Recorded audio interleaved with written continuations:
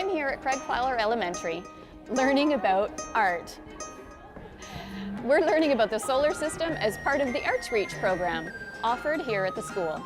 Arts Reach was started 10 years ago by a local Victorian, Marilyn Singh. What do you like on these boards? They're going to inspire you with some ideas. I just want you to think. We want children to go into technology and science and engineering and math, but if they have the arts, then they add the creative aspect into that. And then we can get new technologies, new ideas. So pulling your pencil towards you when you're carving or incising into your plate is really important. We work with children in the elementary school systems, which is K to 5, in Souk, Saanich, and Victoria school districts. Hear that noise? Yeah. We call that the Velcro noise. I teach grade 1, 2, and 3. It really taps into those kids that really love art. I do a bit in my classroom, but this is really neat to be able to just like have so much help to do that. I don't know if you heard much about STEM, which is science, technology, engineering, and math, but I like the acronym of STEAM, which is science, technology, engineering, arts, and math, and that the arts put the STEAM into STEM and engenders creativity with children, gets them thinking creatively. Since 2005, we've had approximately 25,000 children come through our workshops, and we work mostly in 23 schools, and these schools are designated by the province as having children who may need some support in their lives. Schools that we focus on are where children would not be able to afford private lessons.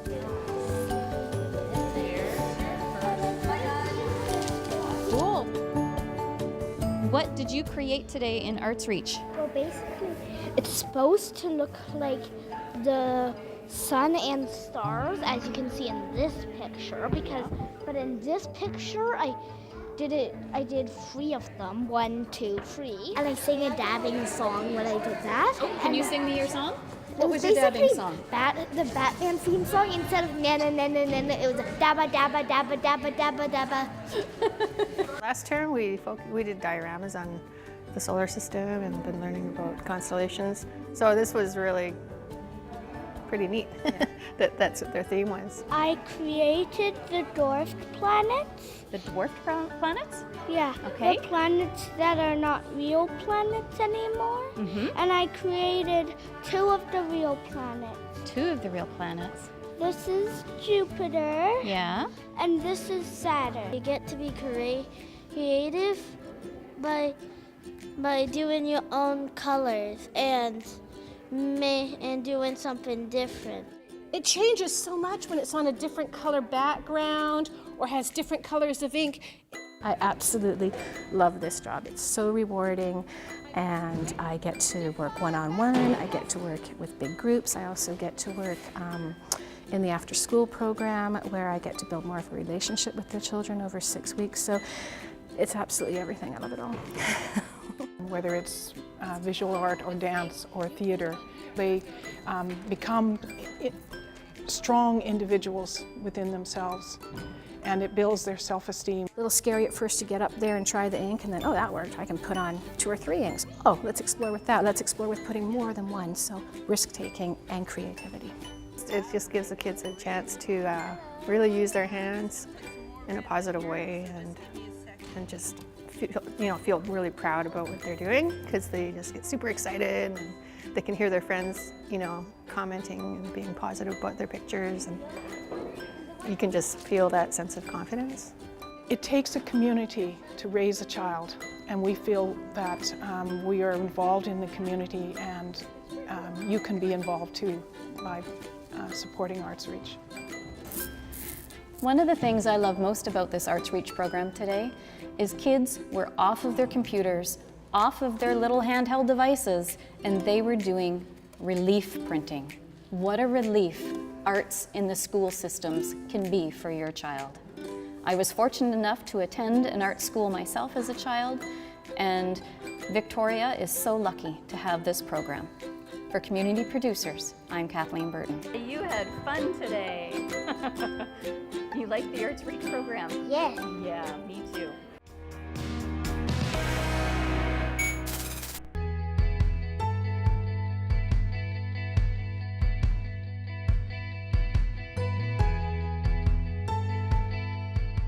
I went and I worked inside of a factory. I went and I flew planes. It's also, I learned something completely different than just the normal subjects you learn at school. I wake up smiling because I know I'm not stuck in a desk. I'm learning something new every time I get out there. The program is a district aviation program open to all 3 districts, Sault, Saanich and Greater Victoria. On the program we do a number of activities.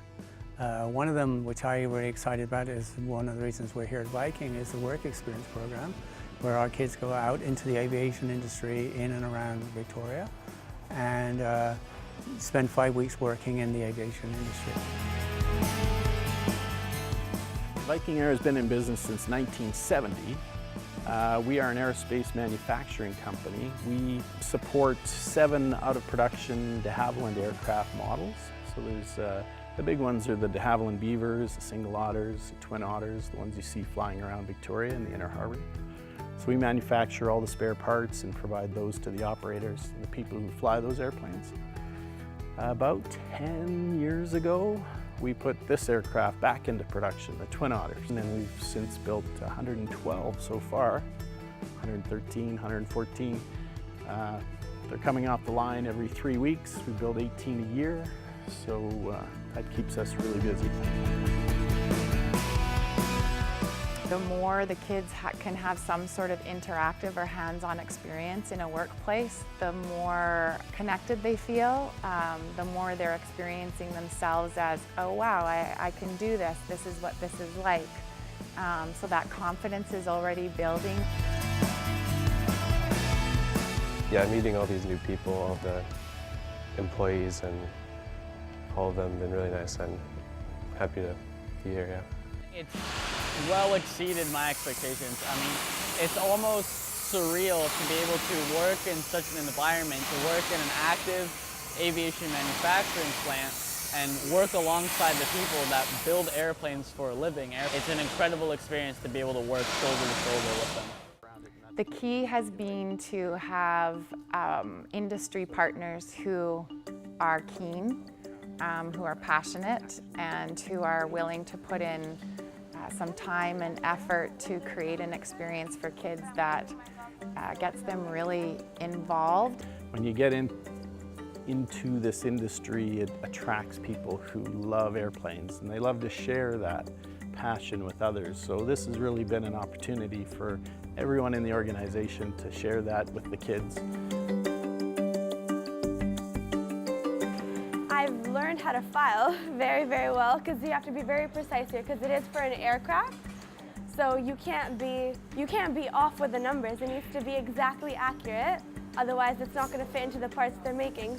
These are hundreds, thousands, 10,000s of a specific measurement. When they're with me at school, I teach them aircraft systems, aircraft design, aircraft manufacturing, riveting, theory of flight, and all those aspects around, and the introduction of aviation. I learned that I'm not as familiar with tools as I thought I was. I have had a little bit of tool practice in the past, but learning all the specialty tools and the tolerances and the measurements and everything, it actually was quite humbling. I think it's really good to get that practice and that experience, to have that knowledge in the future. It's quite varied. We've got kids in the engineering department. We've had them on the shop floor, doing assembly work, doing sheet metal work, doing maintenance on aircraft, doing final assembly on aircraft. This course has taught me more than what books can teach me, how to be on time, how to problem solve. I've definitely learned how to be more patient and think everything through before you can take an action towards something.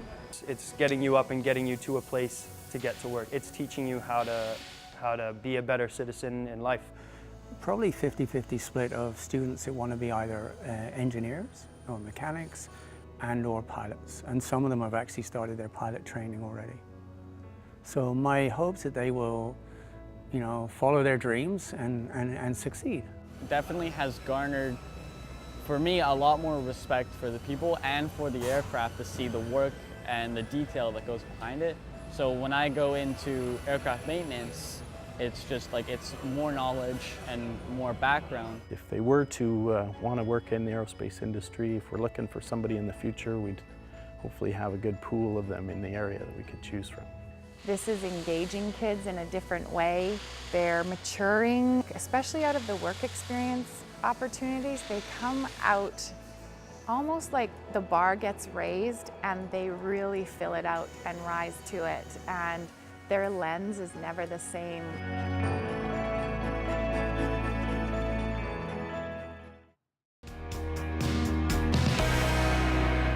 Hello, baby Jonah, and how are you?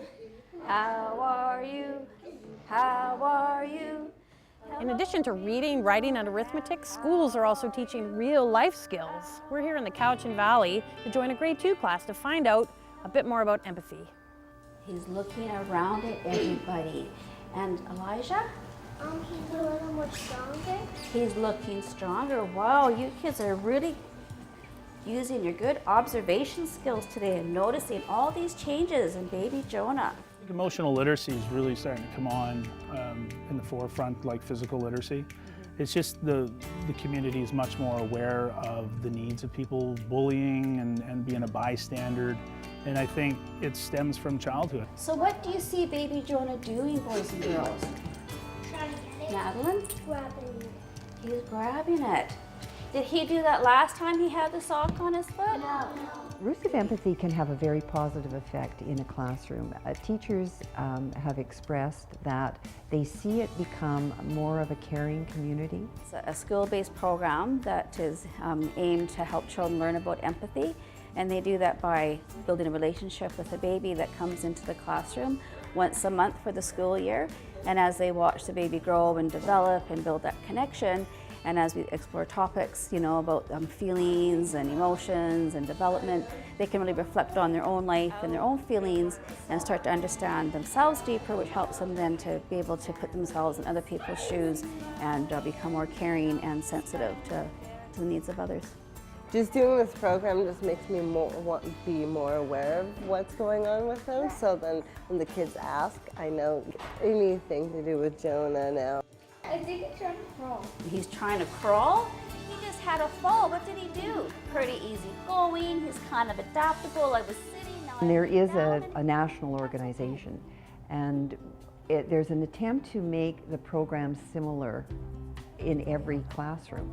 It's kind of formulaic in a way. There's a green blanket. The baby's always on the green blanket. The toys are always the same toys. And so the children are not only watching the development of the baby through that, but that is consistent through wherever the program is given. He's really looking around, having that consistency of the children observing the baby play with the same toys, you know, every visit, every month. Then they really start to notice what the baby's growth and development, what they're able to do, developing their fine motor skills, becoming more engaged, you know, having fun, being playful. So they get to really to notice the changes that are happening. I think that he'd always be the same, but he isn't. He's really cute. It's actually pretty fun because we get to see him grow and develop.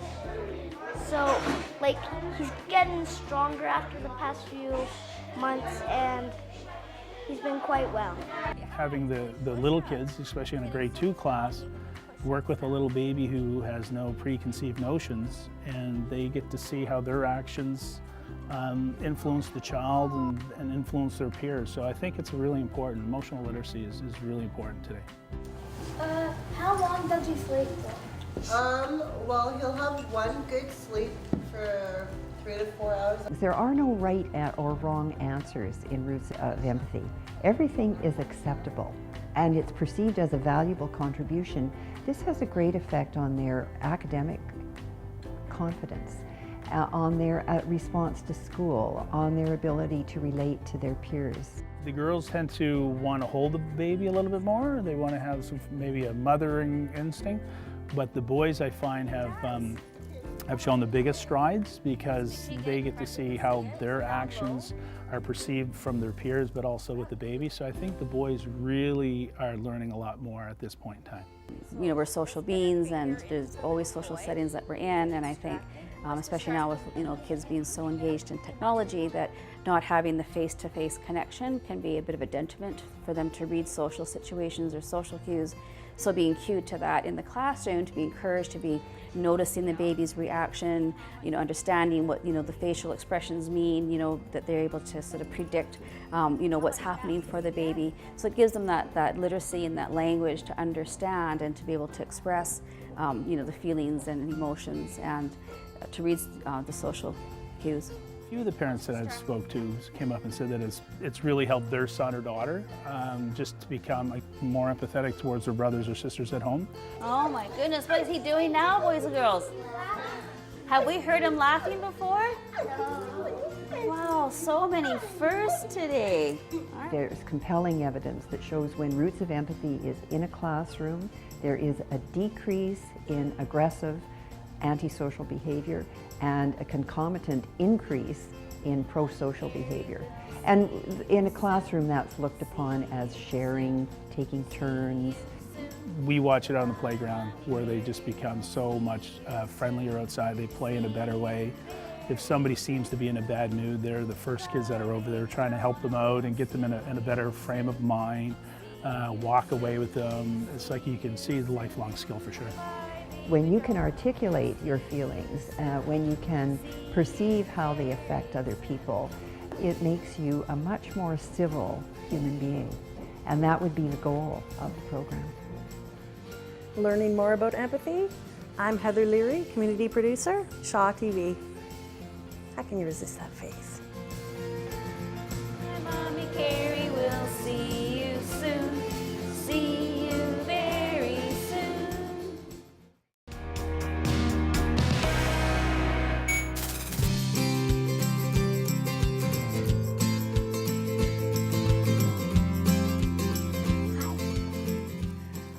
I'm here at the Cowichan Therapeutic Riding Association with Fats, the horse. Walking through the door was almost therapy for me. So many smells and memories of my childhood. This organization gives back to the community with working with so many different individuals of different abilities. Come with me while we learn what this organization is all about. They might be here for a whole variety of different reasons and different referrals. There's the physical aspect that some people might be here for, where the actual action of riding acts as a form of physical therapy. So the movement of the horse mobilizes the spine and the hips, creates physical coordination and balance, core strength, all of those sort of things. It was recommended to us through one of his doctors because he has muscular dystrophy. So it's really good for his coordination and stretching of the heel cord. Stephanie, good stretch. We try to have our own students. It kind of fosters progress that way. You can see anything new and changes are hard to handle for some of the riders that are come here. So it takes a little bit to figure out where that rider is at, what can he do. So yes, we keep our own students. It took him a really long time to get on the horse. I think we were here 6 times and he had to stand there for the whole thing, right? Yeah. Now I think he kind of likes it. Nice turning sage there. I've helped the instructor, Joanne. We were both part of getting Oliver on the horse a little bit in the beginning, so that Oliver knows me, and I haven't seen him ride in a little bit now, so it's been amazing to see the progress he's had. We have some children that are here for things like autism or behavioral issues, where they're actually getting a form of behavioral intervention through a riding lesson. So they learn to follow commands, play games, and interact with the instructor and the volunteers, and they're getting all of those sort of social and communication benefits through a riding lesson without really realizing they're having any therapy at all. Whoa, very good. All our horses are trained to voice commands. The volunteers, I don't know if you've noticed in Oliver's lesson, they are there, but trying to let the rider do as much as possible themselves wherever it's safe and the rider is able to do that. Let's turn left. Good job. It gives the rider the cause and effect. If I don't pull on the reins or say the word, the horse will not do what I want. And especially with a rider like Oliver, he likes to be in charge. He seems more confident, like he'll tell the horse what to do now. And tell her, walk on, good. We've got 15 horses, so and that is kind of changing all the time too. We're always looking for the right horse. It's a challenging position for a horse, so they need to have the right temperament for sure. There's a lot of interaction with humans, far more than a privately owned horse would have. We have different games that we play with different lessons.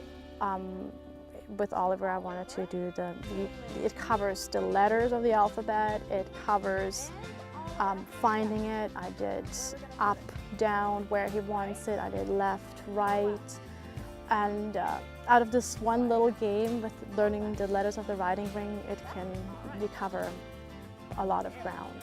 We also have an unmounted stable management therapy class, and that just allows people to interact with the horse and get all of those same benefits, whether it's creating self-esteem or learning new skills that they can do without actually riding, so they learn about the care of the horse and handling and all of that sort of stuff. We have a vocational development course which takes it one step further into job training. And we've recently started vaulting programs, so that's a really fun one because it's basically a team of kids get together, anywhere from about 4 to 8 kids, with one horse that is being lunged in a circle, and they learn to get onto the horse and do various sort of gymnastic moves while on the horse and getting on and off. And it requires a lot of team work and trust and communication with each other. Some lessons are half an hour long, like Oliver's lesson, and some lessons are group lessons, and they will be about an hour long. Usually we've got between 110 to 115 riders per week. We run 6 days a week. We've got 6 qualified riding instructors and a head coach as well, and a team of great volunteers that we are always looking to grow because we need them for every lesson that we put on, basically. Our big project right now is finishing this new building. So we're going to have our secondhand tack store move into this space, and it's going to be able to expand the amount of space we've got to twice as much floor space. What's stomach ready today? Can you say goodbye to your team and say thank you? Bye, bye Oliver. Bye, Oliver. There's nothing like being out on the farm. If you've got some tact and you want to give back, then hey, why not contact the Cowichan Therapeutic Riding Association, located here at Providence Farm. For Community Producers, I'm Kathleen Burton.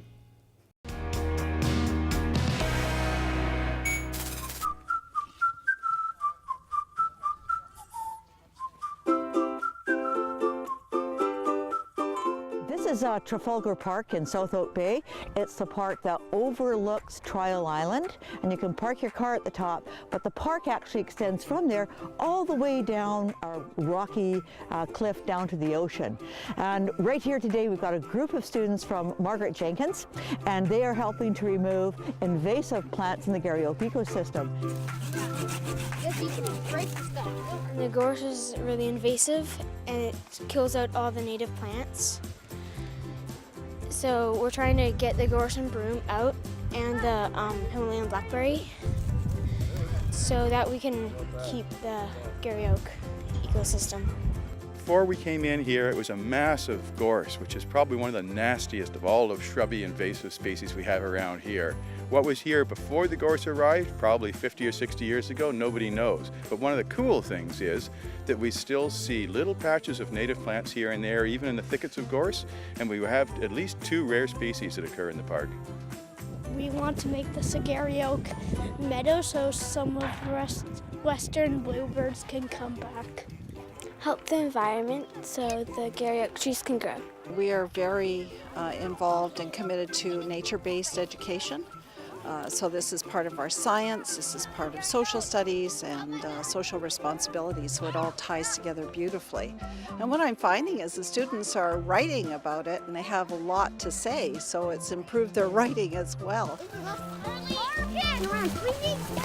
Class will be able to go back and look a little bit about the biomes that occur around here and help give them a sense, first-hand sense of something they're learning about in school, about the biome, the natural zone that they live in. So instead of just studying it off the blackboard, they get to see it and actually do some work to help repair it. We like cutting out the big, thick ones with these saws, and sometimes with the broom, it's kind of hard because it's bendy and the saw kind of can't get through it at first. They had 2 training sessions on how to hold their loppers and how to use a saw, and they are very careful. They understand, so they'll even teach other children about how to carry them properly. So I found this underneath a gorse plant, and the gorse was covering it, so if a little bird came down to piece of bugs, it could not have gotten it. But now that the gorse was removed by that team over there, they could go down and they could dig this up, and it would be a nice dinner for them. So we want these kids to have a project that they can be really active in and be leaders in the community and learn good team building skills. I really like doing it. It feels good. I see them becoming more confident, more clearer about their ideas. They have a better outlook. It's just brilliant all around. Getting outside, working together is just wonderful education. There are 5 classes involved in this project, and each class is coming to the site this winter 3 times. So that's a huge amount of material that can be removed by these students. This will be a nice park soon, and there'll be lots of flowers that bloom. They're able to contribute something, and they really feel that deeply, that they are making a difference, and it's empowering them and giving them a sense of place in the community. These kids now are going to learn to love this area, and when you love something, you want to become a steward of it. After we cleared an area, keep it clear, and then plant back in the areas where there wasn't much but gorse, plant those areas back to some of our native plants. And hopefully people can get a better sense of a park as being more than just a simple pile of rough prickly shrubs, and something that's just a little prettier with native wildflowers in the springtime, and maybe even do some work to increase the populations of the endangered plants here. The plan is to carry on for 5 years, and then we're hoping to do sustaining the park after that. So it's going to take quite a while to reclaim this park, but it's worth the effort.